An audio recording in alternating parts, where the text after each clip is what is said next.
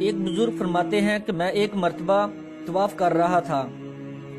دفتن میں نے ایک لڑکی کو دیکھا کہ اس کے کندھے پر ایک بچہ بہت کم سن بیٹھا ہے اور وہ یہ ندا کر رہی ہے، اے کریم اے کریم تیرا گزرا ہوا زمانہ، یعنی کیسا موجب شکر ہے۔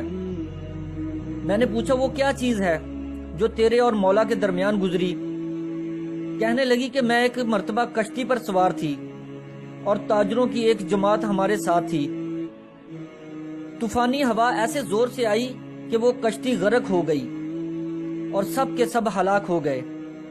میں اور یہ بچہ ایک تختہ پر رہ گئے اور ایک حبشی آدمی دوسرے تختہ پر۔ ہم تین کے سوا کوئی بھی ان میں سے نہ بچا۔ جب صبح کا چاندنا ہوا تو اس حبشی نے مجھے دیکھا اور پانی کو ہٹاتا ہٹاتا میرے تختہ کے پاس پہنچ گیا، اور جب اس کا تختہ میرے تختہ کے ساتھ مل گیا تو وہ بھی میرے تختہ پر آ گیا اور مجھ سے بری بات کی خواہش کرنے لگا۔ میں نے کہا کہ اللہ سے ڈر، ہم کس مصیبت میں مبتلا ہیں، اس سے خلاصی اس کی بندگی سے بھی مشکل ہو رہی ہے، چہ جائے کا اس کا گناہ ایسی حالت میں کریں۔ کہنے لگا ان باتوں کو چھوڑ، خدا کی قسم یہ کام ہو کر رہے گا۔ یہ بچہ میری گود میں سو رہا تھا، میں نے چپکے سے ایک چٹکی اس کے بھر لی جس سے یہ ایک دم رونے لگا۔ میں نے اس سے کہا اچھا ذرا ٹھہر جا، میں اس بچہ کو سلا دوں، پھر جو مقدر میں ہوگا ہو جائے گا۔ اس حبشی نے اس بچہ کی طرف ہاتھ بڑھا کر اس کو سمندر میں پھینک دیا۔ میں نے اللہ پاک سے کہا اے وہ پاک ذات جو آدمی کے اور اس کے دلی ارادہ میں بھی حائل ہو جاتی ہے، میرے اور اس حبشی کے درمیان تو ہی اپنی طاقت اور قدرت سے جدائی کر۔ بے تردد تو ہر چیز پر قادر ہے۔ خدا کی قسم میں ان الفاظ کو پورا بھی نہ کر پائی تھی کہ سمندر سے ایک بہت بڑے جانور نے منہ کھولے ہوئے سر نکالا اور اس حبشی کا ایک لقمہ بنا کر سمندر میں گھس گیا، اور مجھے اللہ جل شانہ نے محض اپنی طاقت اور قدرت سے اس حبشی سے بچایا۔ وہ ہر چیز پر قادر ہے، پاک ہے، اس کی بڑی شان ہے۔ اس کے بعد سمندر کی موجیں تھپیڑتی رہی،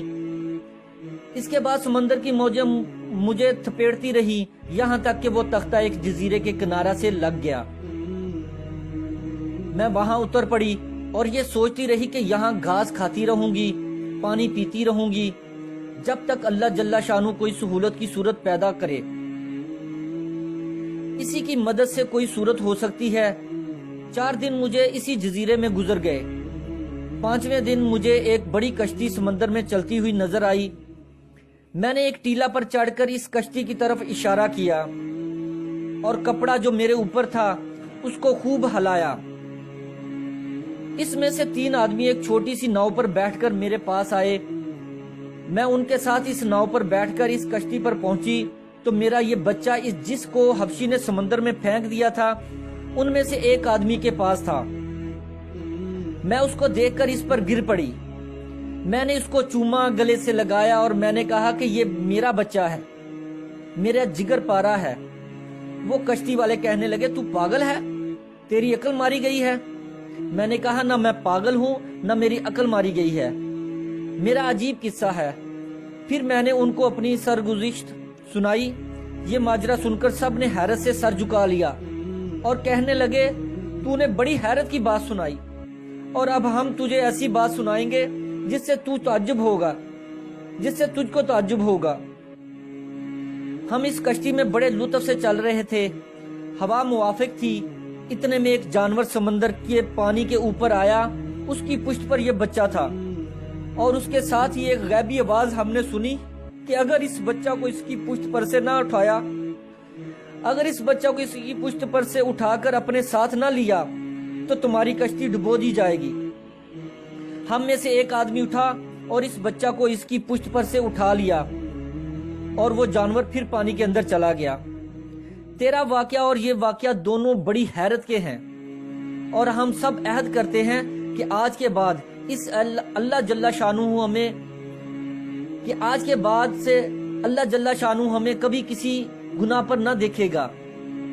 اس کے بعد ان سب نے توبہ کی وہ پاک ذات کتنی مہربان ہے، بندوں کے احوال کی خبر رکھنے والی ہے، بہترین احسانات کرنے والی ہے۔ وہ پاک ذات مصیبت زدوں کی مصیبت کے وقت مدد کو پہنچنے والی ہے۔ اللہ تعالی ہم سب کو بھی نیک عمل کرنے کی توفیق عطا فرمائے، آمین۔